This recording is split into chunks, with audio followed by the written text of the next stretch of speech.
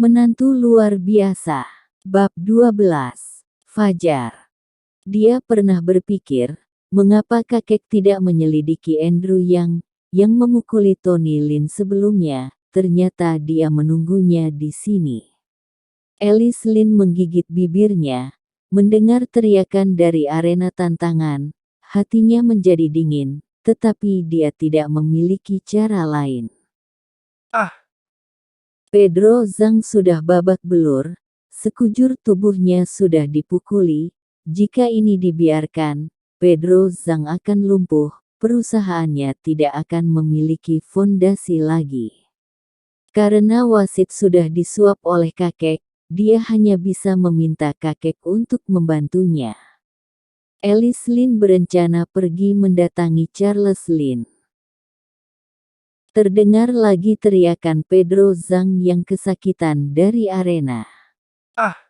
Pedro Zhang, yang telah dipukuli, terbaring tidak bergerak di tanah. Tetapi Marco tidak melepaskan Pedro Zhang begitu saja. Dia melompat dan menginjak pergelangan kaki Pedro Zhang. Terdengar suara krek dari arena pertandingan. Pergelangan kaki Pedro Zhang patah. Bentuknya menjadi tidak karuan, lalu tulangnya langsung diinjak oleh Marco. Pemandangan sadis di arena, membuat hampir semua orang di tempat itu menghela napasnya. Saraf dan tulang dari pergelangan kakinya yang patah, bergetar, benar-benar terlalu sadis untuk dilihat. Mata Alice Lin memerah, dia mengepalkan tangannya. Matanya yang redup terlihat penuh kebencian. Pedro Zhang pingsan di tempat karena kesakitan. Dia tidak bisa bergerak lagi. Marco berhenti memukulnya. Wasit melirik Charles Lin sebelum mengumumkan kemenangan. Alice Lin menarik napas dalam-dalam dan memanggil petugas medis untuk naik dan mencoba mengangkat Pedro Zhang. Petugas medis membawa Pedro Zhang turun, tetapi Alice Lin tetap di arena. Dia memandang wasit dengan marah dan bertanya, "Barusan kami jelas-jelas sudah mengaku kalah. Mengapa kamu tidak menyuruh orang dari perusahaan Donglin untuk berhenti dan mengumumkan hasilnya?" Wasit bahkan tidak melihat Alice Lin, menunggu petugas kebersihan untuk membersihkan arena dan melanjutkan ke pertandingan berikutnya. Wasit mengabaikannya, membuat Alice Lin makin marah. Dia mengoceh dengan penuh emosi. "Perusahaan Donglin sudah melanggar peraturan. Dalam pertandingan ini sudah jelas dinyatakan bahwa tidak boleh dengan sengaja menyakiti orang. Tetapi Marco dari perusahaan Donglin benar-benar menyiksa dan menghabisi Pedro Zhang." Ketika sampai pada aturan, wasit merasa malu dan tidak menjawab pertanyaan, mendesak untuk memulai pertandingan berikutnya. Meskipun ini adalah sebuah kompetisi, persahabatan menjadi yang utama, dan kompetisi adalah yang kedua.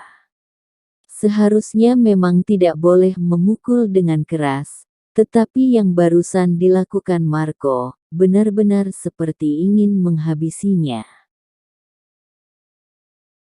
Meskipun rekan-rekan lain juga berpikir bahwa apa yang dilakukan perusahaan Donglin sudah keterlaluan, terlalu mengerikan, tetapi mereka semua tahu bahwa perusahaan Donglin didukung oleh Charles Lin. Diperkirakan bahwa Charles Lin mengatur semua ini. Siapa yang berani bertarung melawan Charles Lin? Aturan adalah omong kosong jika ada uang. Aturan adalah omong kosong jika ada uang. Kenapa kamu tidak bisa mengakui kekalahan?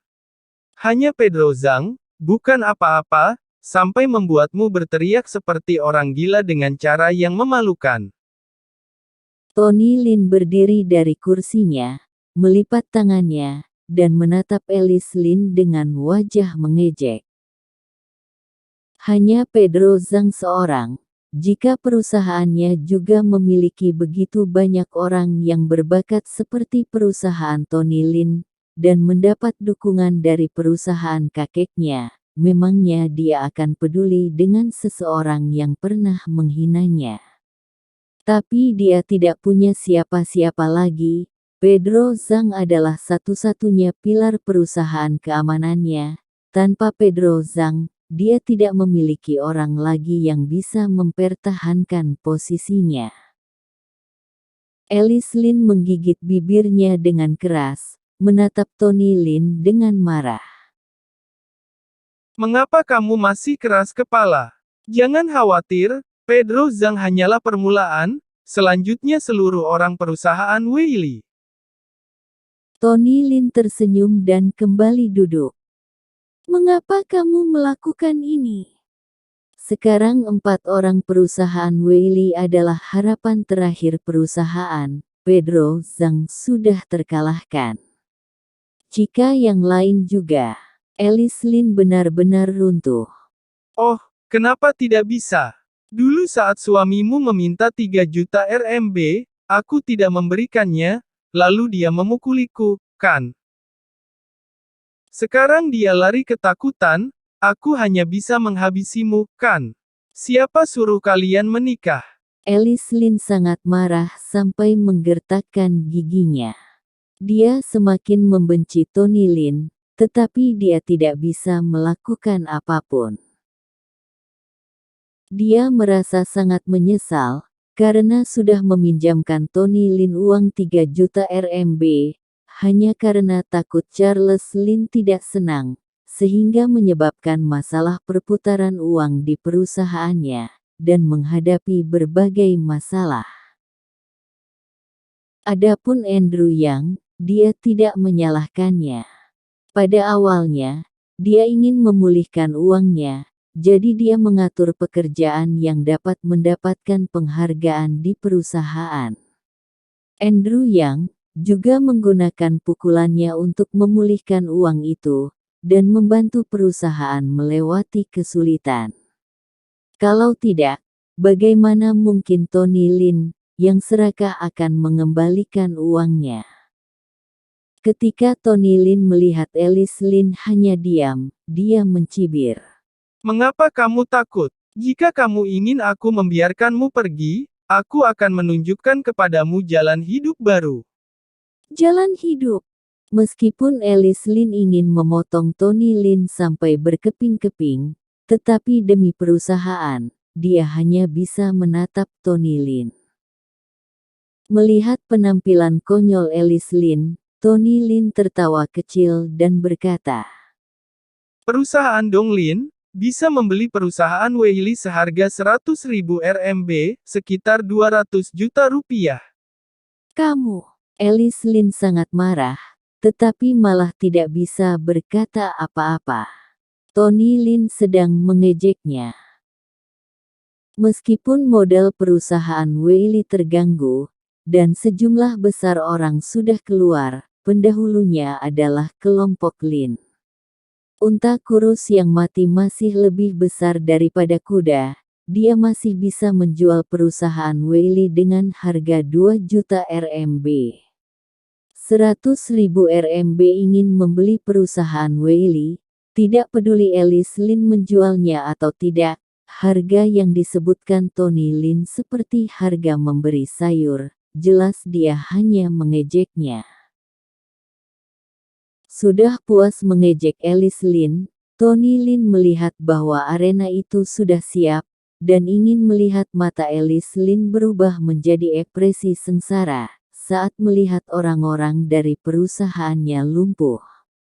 Dia berkata dengan kejam, Apa perusahaan Weili akan mengutus orang? Marco dari perusahaan kami terlalu lapar dan haus. Pedro Zhang saja tidak cukup untuk membuatnya puas. Alice Lin menegang. Pedro Zhang yang paling kuat di Weili telah dilumpuhkan. Bahkan jika dia bersikeras mengirim orang lagi dan lagi, itu sama saja seperti bertarung dengan sia-sia dan membuang 3 kekuatan utama begitu saja.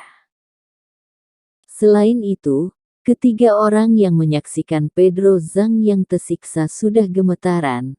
Tidak ada niat untuk bertarung, mereka sudah kalah sebelum pertarungan, dan hanya akan disiksa jika mereka maju untuk bertarung di arena. Ada apa? Di bandara, bukankah kamu mengatakan ingin mendapatkan posisi pertama? Tanpa menunggu tanggapan Alice Lin, Tony Lin terus mengejek. Tidak bisa mendapatkan posisi di 8 besar, tapi berani menginginkan posisi pertama. Benar-benar tidak sadar diri.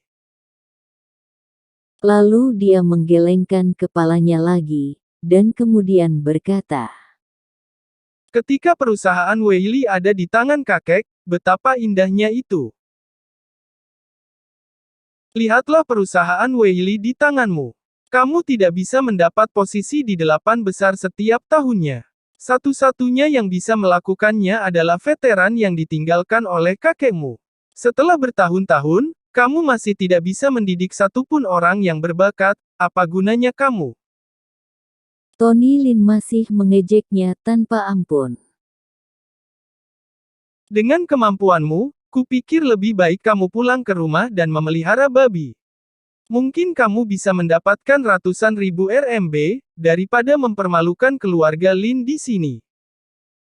Raut wajah Alice Lin berubah menjadi marah, tapi dia tidak bisa membantahnya. Jika dia memiliki kemampuan, bagaimana bisa perusahaan Weili tidak membaik selama bertahun-tahun, tetapi berubah menjadi lebih buruk? Apa yang kamu lakukan? Kamu sudah tidak memiliki siapapun di perusahaan Weili. Aku akan memberimu kesempatan untuk menyerah. Jika kamu tidak menyerah, pulang saja ke rumah dan memelihara babi. Tony Lin menatap Alice Lin dengan tatapan mengejek. Perasaannya sedang bagus. Dia sangat senang melihat ekspresi Alice Lin yang tersiksa, lebih senang daripada melepaskannya begitu saja. Penonton tertawa. Alice Lin menggigit bibirnya. Dia tidak membiarkan matanya yang memerah meneteskan air mata penghinaan. Namun, jika bertahan, pertarungan itu juga tidak akan berarti. Jika mengakui kekalahan, setidaknya dia bisa mempertahankan 3 kekuatan utama perusahaan Weili yang tersisa, dan masih bisa mempertahankan perusahaan Weili. Jika kehilangan keempat orang itu, perusahaan Weili sama saja kehilangan fondasinya, dan mustahil untuk bangkit kembali. Alice Lin mengepalkan tinjunya dengan erat lalu mengendurkannya, mengambil napas dalam-dalam, dan hendak mengangkat tangannya untuk memberi sinyal bahwa perusahaan Weili menyerah. Tetapi diganggu oleh suara seseorang, suara yang terdengar mustahil untuk berada di sana. Siapa bilang perusahaan Weili sudah tidak memiliki orang lagi? Video selanjutnya. Bab 13.